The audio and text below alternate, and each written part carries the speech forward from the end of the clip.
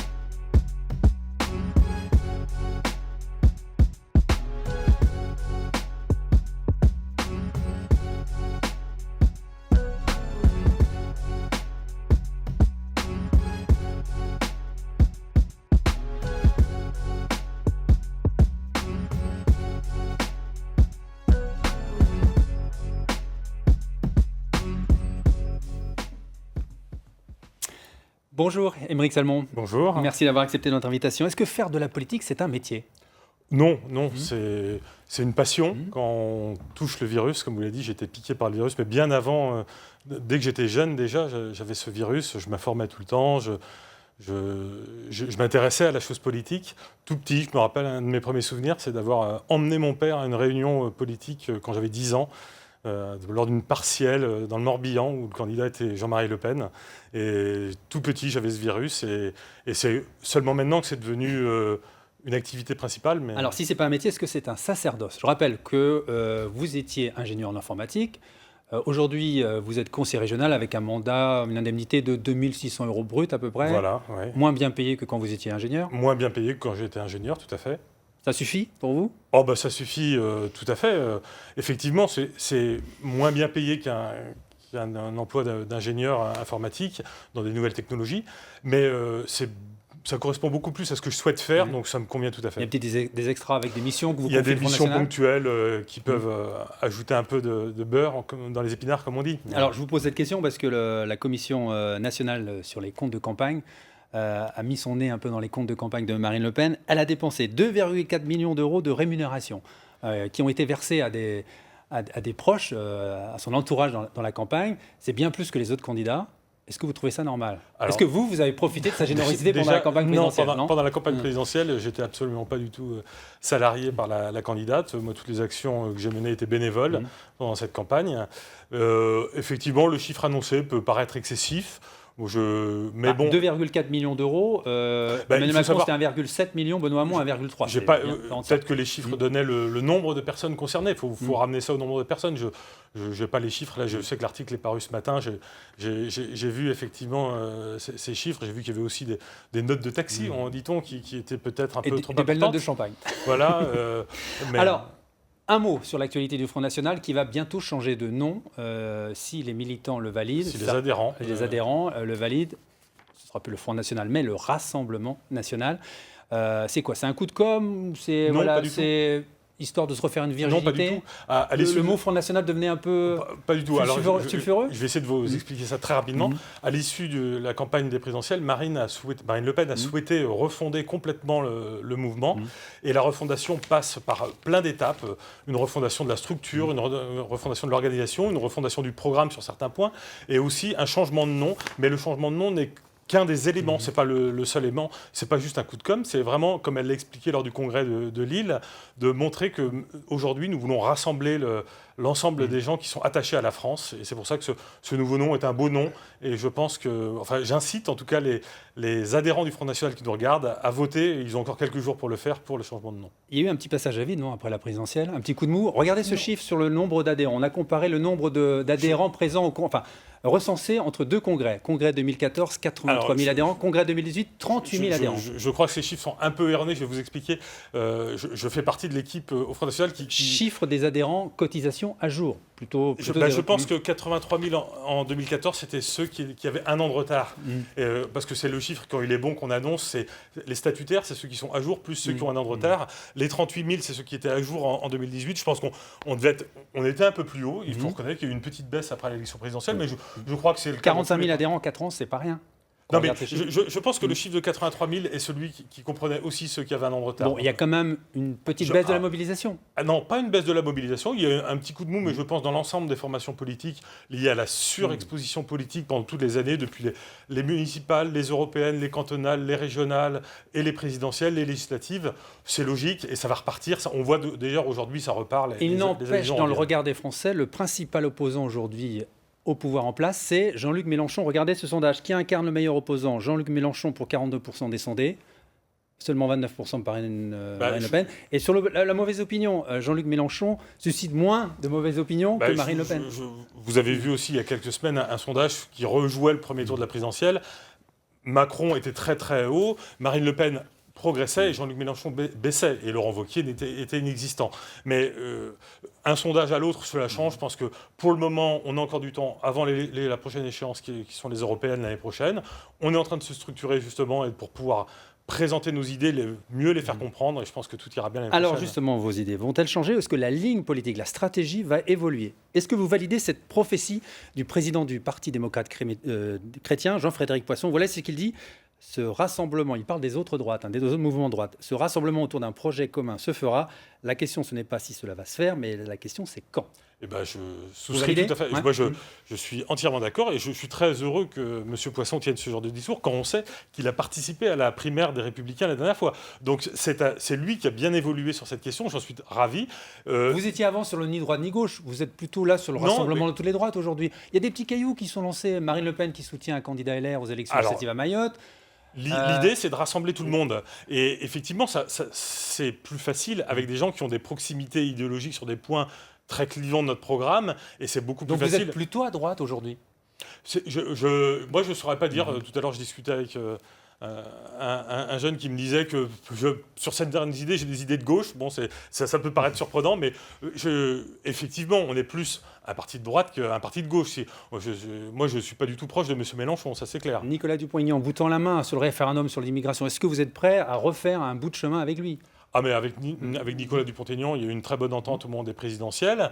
Refaire un bout de chemin avec lui, pourquoi pas. L'idée du référendum, s'il a besoin d'aide pour mettre en place ce référendum, je pense que, par exemple, il y a besoin de députés pour signer. Je pense que les élus, les députés du Front National signeront. Enfin, j'imagine, je suis pas, j'en ai pas discuté avec eux, mais ça me paraît évident qu'ils signeront. Et s'il y a besoin de mobilisation pour trouver des signataires, des citoyens signataires, je pense qu'il peut y avoir un accord. Il n'empêche, c'est la validation du courant défendu par Marion Maréchal, la nièce de Marine Le Pen, qui voulait un rassemblement de toutes les droites.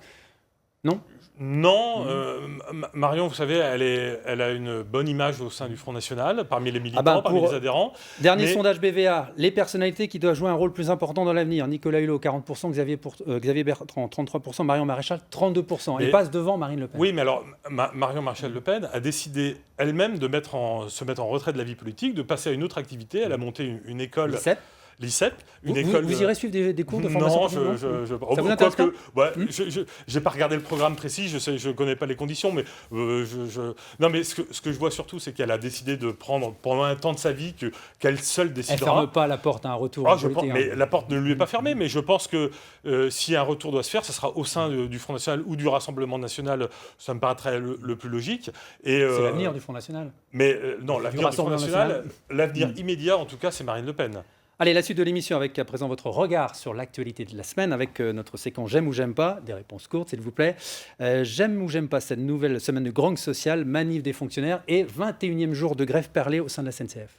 Eh ben, je pense qu'il y aurait d'autres moyens pour la SNCF. Je parle de ce sujet précisément parce qu'ils embêtent surtout les usagers. Et les usagers sont les victimes de cette grève. Les revendications sont légitimes. Si certaines de leurs revendications, pas toutes, certaines sont légitimes, d'autres nécessitent quand même de sérieuses discussions. Mais les seuls les principales victimes, et moi je prends le train régulièrement et j'ai dû parfois prendre ma voiture parce qu'il n'y avait pas de train, ce sont les usagers. Et il y a d'autres moyens de faire pression sur le gouvernement que cette grève perlée comme J'aime ou j'aime pas les mesures annoncées par Emmanuel Macron en faveur des banlieues. Volet formation, volet sécurité, volet éducation, tout a été lissé. Par exemple, 1300 agents dans les 60 quartiers les plus difficiles, plan anti-trafic de drogue. Est-ce que ça vous va ? Les annonces, les titres sont beaux. Effectivement, qui peut être contre ce que vous venez de dire ?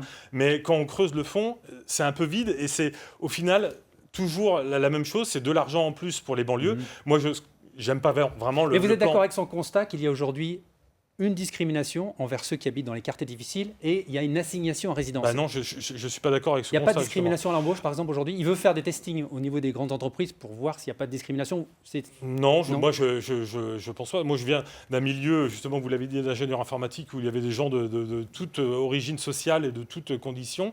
Et je n'ai jamais vu de discrimination à l'embauche envers certaines populations. J'aime ou j'aime pas la fermeture de la maternité de Guingamp annoncée pour le 1er février 2019. C'est encore une casse des services publics. Donc, bien évidemment, il faut analyser les coûts précis et trouver les meilleures solutions. Mais je pense que la fermeture d'une maternité, c'est jamais un bon signe. Au regard de l'ARS, il n'y a pas assez de recrutement ou d'embauche pérenne pour assurer les services de pédiatrie.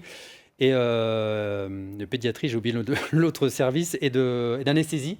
On met aussi en jeu la sécurité des enfants, non ? En maintenant certains services ? Alors, mais il faut avoir les politiques associées pour pouvoir faire tourner la maternité, ça c'est sûr. Mais la santé, comme la sécurité via les services de police, sont deux domaines où l'État ne doit jamais faiblir, parce que c'est la première demande des Français. Un dernier j'aime ou j'aime pas. J'aime ou j'aime pas, après 12 ans de recours en justice et d'innombrables mobilisations, le déménagement de la statue de Jean-Paul II à Ploërmel, qui va quitter l'espace public pour aller dans une enceinte d'un collège privé.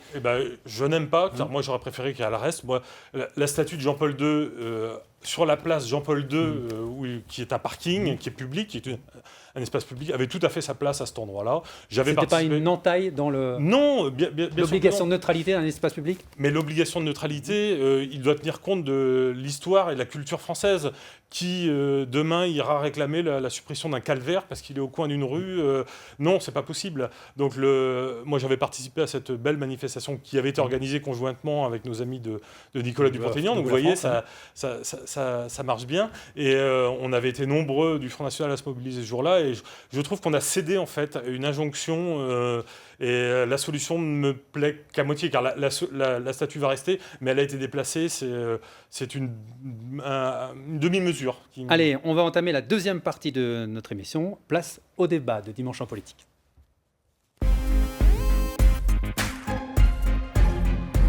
Alors, dans quelques instants, Iona François, étudiante et vice-présidente de l'UNEF Rennes, viendra nous rejoindre car nous allons évoquer cette période un peu compliquée aujourd'hui pour nos lycéens et nos étudiants. Il y a eu les blocages de Rennes 2 de Sciences Po Rennes, entraînant l'annulation des traditionnels examens sur table, remplacés cette semaine par des examens en ligne. Et il y avait aussi les très attendus résultats de la nouvelle plateforme Parcoursup. Alors, comment les lycéens bretons ont vécu cette première validation de choix pour la suite de leurs études ? On regarde ce reportage et on réagit ensuite.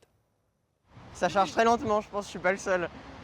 Et non, pas le seul, c'est sûr. Ils étaient nombreux à la sortie du lycée, comme ici dans le centre de Rennes, à attendre les premières réponses de Parcoursup. J'ai été pris dans tous mes trucs. Yes, J'ai mis des prépas, j'ai mis pas mal de prépas. Alors j'ai été pris déjà dans quelques prépas, mais c'est pas spécialement celle qui m'intéresse. Et après j'avais une licence un peu plus sélective qui m'intéressait beaucoup. Je suis encore en attente aussi dessus. Lycéens ou étudiants en cours de réorientation, ils sont 39 684 en Bretagne à avoir demandé des inscriptions dans l'enseignement supérieur. À partir d'aujourd'hui, les listes d'attente vont évoluer en fonction des désistements successifs. Les candidats qui ont obtenu ce qu'ils souhaitaient vont libérer des places sur leurs autres demandes. En tout cas, pas de précipitation. Il serait dommage d'abandonner la filière que l'on voulait en priorité, comme l'a expliqué sur notre antenne le rectorat. Lorsqu'on a une proposition positive, on n'est pas obligé d'abandonner les propositions pour lesquelles nous sommes en attente. D'accord. Donc avoir beaucoup de lycéens aujourd'hui qui sont en attente, c'est tout à fait naturel. C'est Parcoursup qui est un processus qui se fait dans le temps et ce sont les places qui sont libérées au fur et à mesure qui vont être proposées à d'autres candidats. Et pour ceux qui n'ont obtenu que des réponses négatives à leurs demandes, il reste à saisir la commission académique d'accès à l'enseignement supérieur. Elle s'est réunie pour la première fois. Sa mission, trouver des places là où il y en a, en s'efforçant de prendre en compte le souhait du candidat. Merci Iona François d'avoir accepté notre invitation. On va faire un premier bilan de ce Parcoursup. D'après les chiffres du ministère de l'Éducation nationale, en fin de semaine, à peu près 56% des inscrits sur Parcoursup avaient reçu une réponse sur leur proposition d'admission. C'est plutôt un bon bilan pour vous? Non. Non? C'est pas un bon bilan, non. Pourquoi? Parce qu'il y a des étudiants, il y a 20 000 étudiants qui n'ont pas reçu une demande positive, mais par contre qui ont reçu une demande qui est... Après, il y aura des désistements et normalement, chacun, fin juin, devrait avoir une réponse. C'est quand même mieux que l'année dernière, non? Qui était la grande, où avait lieu la grande... Non, parce que l'année dernière, à cette année, il y avait 80%, près de 80% des lycéens qui avaient une proposition d'accès à l'université et qui avaient le vœu de leur choix. Et là, 56%, c'est une catastrophe, en fait. Aymeric Salmon? Le constat est le même. L'année dernière, il y a eu des grands cris de poussée, car il y avait 120 000 lycéens qui n'avaient pas obtenu leur vœu au 1er juin. Et cette année, on est à 400 000 et on dit que tout va bien. Donc c'est un peu la surprise. Moi, j'ai vu sur Twitter qu'un hashtag était sorti, Parcours Supercherie. Et je crois que les lycéens sont vent debout contre le nouveau système. Il va falloir revoir sérieusement les choses pour solutionner les choses. Alors, est-ce que vous êtes par exemple contre la mise en place des prérequis ou des examens plus personnalisés, où on donne la main un peu plus aux universités, aux établissements? Ça vous gêne, ça? Alors moi, la sélection en soi n'est pas un gros mot pour moi. C'est-à-dire qu'une université, à un moment donné, puisse choisir qui vient, ce n'est pas impossible comme solution. Le mieux serait effectivement d'avoir suffisamment de place et suffisamment de moyens d'accueillir tout le monde. Mais pour ça, il faudrait revoir complètement le système éducatif. Le problème vient bien avant. La meilleure des sélections, ça serait une meilleure orientation avant, en fait, pour, par exemple, privilégier les filières professionnelles pour ceux qui ne peuvent pas aller faire des filières générales et qui se retrouvent poussés par le système jusqu'au bac, et qui arrivent après à l'université alors qu'ils n'ont normalement mieux à faire ailleurs. La fac pour tous, ça doit rester un objectif? Oui, ça doit rester un objectif. Avec cette loi, orientation et réussite des étudiants qui n'a de réussite que le nom, La République En Marche ferme les portes de l'université à certains étudiants et ne participe pas à la démocratisation de l'enseignement supérieur qui devrait être... Mais est-ce que la pire des sélections, c'est pas la sélection par l'échec? On voit le taux d'échec aux sorties du DUG, aux sorties de licence. 60% des étudiants ont un échec dans le premier cycle. Mais la Donc, est-ce qu'on les envoie pas, entre guillemets, à la casse? Il n'y a pas assez de moyens dans l'enseignement supérieur et la recherche. Non, elle est là aussi parce qu'il n'y a pas l'orientation avant. Donc le plan de 5 milliards sur le quinquennat qui a été annoncé par le gouvernement, c'est pas suffisant pour vous? Non, c'est pas suffisant. Il vous faut combien? Vous avez chiffré à peu près les moyens? C'est pas une histoire d'argent. Moi, c'est un peu notre marotte au Front National, mais nous, on est pour que dès le collège, on puisse, à 14 ans, en fait, partir dans des voies d'apprentissage. Et ça, si on met en place un vrai système, une vraie promotion de ces filières professionnelles, apprentissage, il y aura forcément beaucoup moins de monde à arriver au bac. Nous, on est contre le totem du 80% d'une classe d'âge au bac. On trouve ça absurde. Et donc, avec moins de personnes arrivées au bac, et ben forcément, il y aura automatiquement plus de place en université pour les gens qui auront vraiment le bac. Qu'est-ce que vous en pensez? Je pense qu'il faut vivre au 21e siècle. Au 21e siècle, on a besoin de personnes qui sont formées par l'université. Donc on a besoin mais l'apprentissage, c'est une moyens. très bonne formation. Mais qui sont formés universitairement, en fait. C'est-à-dire que les méthodes, elles changent, en fait. Oui, mais il y aura toujours besoin de maçons, de plombiers. On est dans un changement perpétuel dans la formation. Il y a toujours besoin d'un maçon, d'un plombier, d'un charpentier. Et ces filières, et même les métiers ont été dévalorisés. Et c'est tout le travail, c'est toute la société. Mais on a tous aussi dans notre entourage des élèves qui n'étaient pas forcément bons au lycée ou au collège et qui se sont révélés en fac, non? Ça existe. Mais les parcours individuels... Vous ne pouvez pas décider de l'avenir d'une génération entière. Mais je ne parle pas de l'avenir d'une génération entière. Mais vous avez commencé une phrase, vous avez dit on ne va pas les obliger à se diriger vers... mais vers des filières qui sont des filières d'avenir. Enfin, un plombier gagne très bien sa vie et ce n'est pas dégradant d'être plombier. Enfin, donc, dire aux gens votre fils est plutôt doué pour la plomberie, il veut le faire. Aujourd'hui, quand un jeune en troisième dit qu'il est intéressé par la plomberie, il a des bonnes notes en maths, le prof va dire ah bah non, il est intéressé par la plomberie, mais il a des bonnes notes en maths, on va le mettre en filière générale. C'est dommage. Un mot sur les... Il faut laisser le choix aux étudiants Oui. et aux lycéens, là, avec Parcoursup, de choisir leur orientation. Parcoursup, c'est une catastrophe. Mais ça, on est Ils ont un choix. choix. Ça, Ils on ont est un d'accord. choix d'orientation. Non, certains n'ont ils pas de choix. déposent des Il y en vœux. a 20 000 qui n'ont pas de choix, qui ont reçu Ils ont déposé des une vœux. réponse négative. Et qui ont déposé des Un mot vœux. sur les incidents, justement, de cette mise en place de Parcoursup. C'est, depuis 3 mois, le blocage de Rennes 2, le blocage de Sciences Po Rennes. Aujourd'hui, il y a eu des examens en ligne. Enfin, cette semaine, il y a eu des examens en ligne proposés aux étudiants. Est-ce que, à la fin de l'année universitaire, on aura des diplômes en chocolat à Rennes 2, entre guillemets? Est-ce que Non. ces diplômes auront une vraie crédibilité? Mais il n'y aura pas de diplôme en chocolat. On a eu des cours ce semestre-là. Les examens qui sont en train de se passer vont sanctionner les cours qu'on a eus. On a eu des cours. Donc en fait, on les a, les connaissances requises pour passer nos diplômes. Ça ne sera pas des diplômes en chocolat. Hein. Mais la fiabilité de ces examens, qui interdit aujourd'hui un élève qui passe un examen en ligne derrière dans les arbres de se faire aider par des collègues, d'ouvrir des livres, s'ils sont par exemple interdits sur des examens sur table, qu'est-ce qui empêche tout ça aujourd'hui? Mais je pense que c'est pas une question d'avoir des livres, c'est une question d'avoir la méthodologie pour savoir faire une dissertation, faire un commentaire. C'est ça que ça sanctionne un diplôme. C'est pas une question de connaissance. Et on fait les examens en ligne, on fait en fonction des conditions qui sont possibles. Moi, je reviens surtout sur le blocage qui a eu lieu à Rennes 2 est assez inadmissible. Déjà, les dégradations, on a pu voir tous les images. Qu'est-ce qu'il fallait alors mettre des policiers pour faire en sorte que les examens sur table puissent avoir lieu? Aujourd'hui, c'est le président de l'université qui a le pouvoir d'avoir le recours à la police. Mais la situation a été pourrie pendant des mois et des mois par certains militants d'extrême gauche qui ont fait des détériorations énormes dans la fac. On a vu des messages, des menaces de mort contre la police, notamment. On a tous vu les images sur Twitter et sur les chaînes de télé régionales, sur la vôtre, quand les policiers ont enfin évacué la fac. Et après, ça a recommencé avec l'empêchement des examens. C'est une situation inadmissible. Effectivement, comme vous l'avez dit, l'examen doit être un peu un sanctuaire où on doit passer sur table, tous dans les mêmes conditions, pour pouvoir avoir une égalité de traitement devant la note. Yona, est-ce que les AG aujourd'hui sont vraiment des lieux de démocratie? Et justement, je vais pouvoir vous répondre, parce que moi, je suis étudiante à Rennes 2, du coup, j'ai participé aux assemblées générales.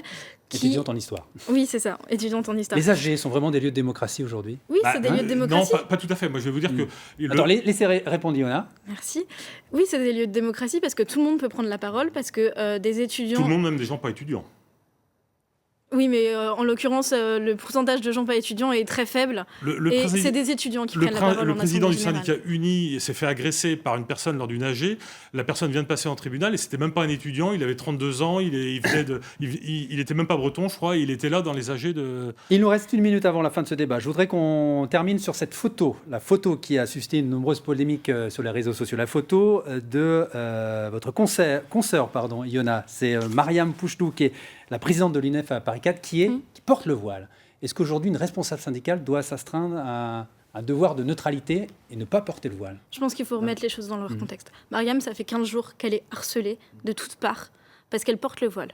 On est au 21e siècle. La force du symbole est importante? On est au 21e siècle. Je pense qu'une représentante syndicale a le droit de pouvoir exprimer ses convictions religieuses. Et je vais vous lire juste un petit passage. J'ai pris une note. Rapidement. Quoi qu'elle en pense, son voile est le signe d'une bigoterie patriarcale et sexiste en contradiction avec les combats féministes que l'UNEF a toujours portés. C'est Bruno Julliard, maire adjoint d'Anne Hidalgo, alors ancien président de l'UNEF, qui dit ça. C'est pas quelqu'un du Front National et je suis d'accord avec lui sur ce point. Ça pose un problème au sein de l'UNEF? Ça fait débat au sein de l'UNEF? Non, ça fait pas débat au sein de l'UNEF. Ah ben non, c'est bien le problème. Le débat sur la laïcité, il doit être apaisé dans la République. Oui, et justement, et le voile est le symbole d'une aliénation des femmes. Et moi, je trouve ça choquant que l'UNEF autorise une... Pour conclure, Yona, pour conclure. D'où vous pouvez vous ben, permettre en Iran, de dire en ce moment, les femmes sont mises en prison. En Iran, allez, on va les pas femmes refaire le sont débat, mises il nous en reste prison 2 minutes. Elles essayent d'enlever leur voile. Mais de toute façon, ce débat, c'est un faux débat. C'est un débat qui prône l'islamophobie. Non, c'est pas l'islamophobie. On va arrêter là. Merci beaucoup, Yona. Restez avec nous. Merci d'avoir accepté ce débat. On arrive à la dernière séquence de l'émission. On va parler de votre avenir politique. Émeric Salmon. Oui.